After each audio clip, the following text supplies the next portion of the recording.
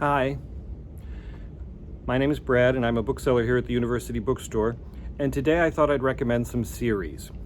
Now, not series as you usually think of them, like I Love Lucy or Seinfeld, and not series in the sense of Game of Thrones, where a seemingly endless supply of really thick paperback books tell the same story over many, many years. No, I mean series from publishers, and specifically series that I like in part, or at first, because of their design. Now, the first one I want to mention, pretty, are these. Now, this is a series from Every Man's Library, and it's been around for almost 30 years. And what they are the pocket poets.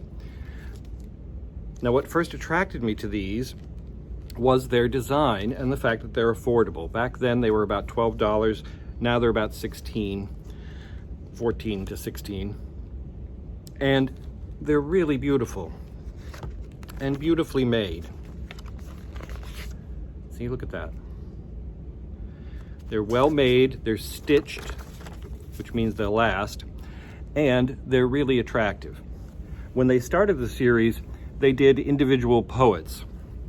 So you had a little pocket version of Yeats or Marvell or someone like that. And then they started doing anthologies, and I love anthologies. They're the perfect way to be introduced to old friends and to people you've never met before. And the most recent ones, including the one I just showed, which is Poems from Greek Antiquity. It has lots of obvious translations and a fair amount of explanatory matter, which is necessary for those of us who aren't necessarily well versed in Greek. Anyway, and then there are these. These have all come out since I was away from the bookstore, so you can imagine my excitement when I came back and found them all. We have Buzzwords, which is my favorite title, Poems about Insects,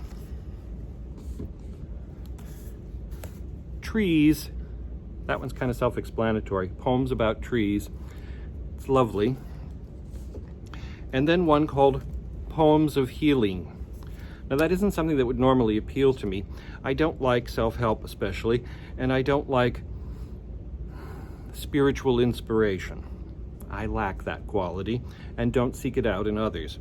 But the nice thing about this, as opposed to a self-help book, is the selection is really varied and quite beautiful.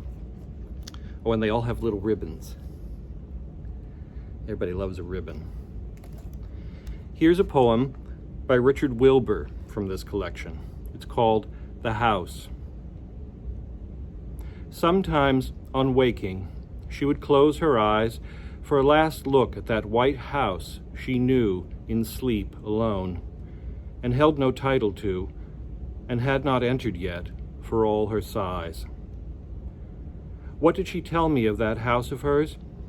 White gatepost, terrace, fanlight of the door, a widow's walk above the bouldered shore, salt winds that ruffle the surrounding firs.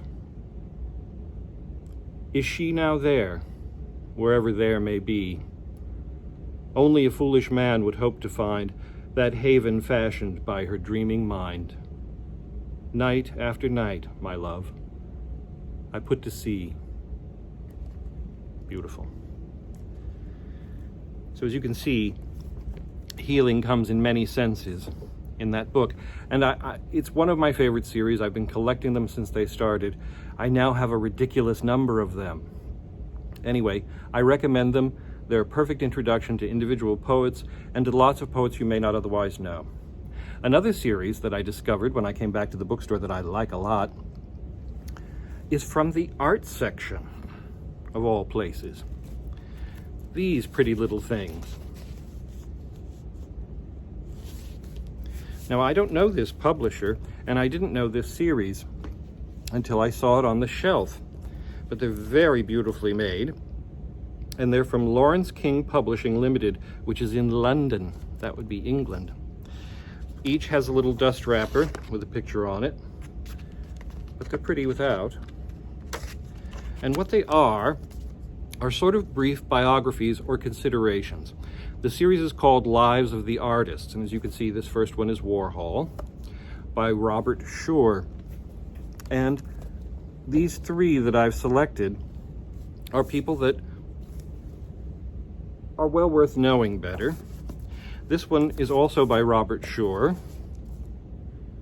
A brief excerpt from Keith Haring by Simon Doonan. It's a wet Sunday morning on 14th Street in 1983.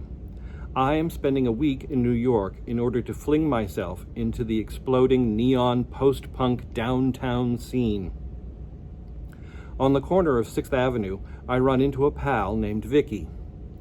She is an LA good time girl and has recently moved to Manhattan.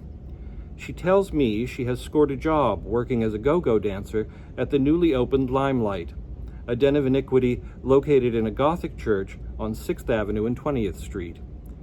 Dancing on a disco cube has always seemed to me like the ultimate metaphor. Life is like a disco cube. We each get our turn. We jump up and jiggle about. And eventually we fall off. And then it's somebody else's turn. Some of us are accorded longer jiggle time than others. Fate gave Keith Haring a very truncated jiggle, brief but action-packed. Well, how can you not want to read the rest of that? All three of these are fascinating. They're individual takes on great and lasting artists, one of whom is still alive. And they're written by people whose perspective is interesting and unique. If you don't know Simon Doonan, you should find him. He's written a number of books, and he started life in display windows. I like anybody who starts life in display windows. And Robert Shore, who wrote the other two that I brought, is a famous writer for art magazines, and yet absolutely readable. Anyway, if you haven't explored series, I think these are a lovely place to start. They're always an opportunity to find people you wouldn't know otherwise, to carry around with you someone you know well and love, and to start a little library of things that can be your own, even as it expands to accommodate writers and books you wouldn't otherwise know. Series, it's a good place to start. Thanks.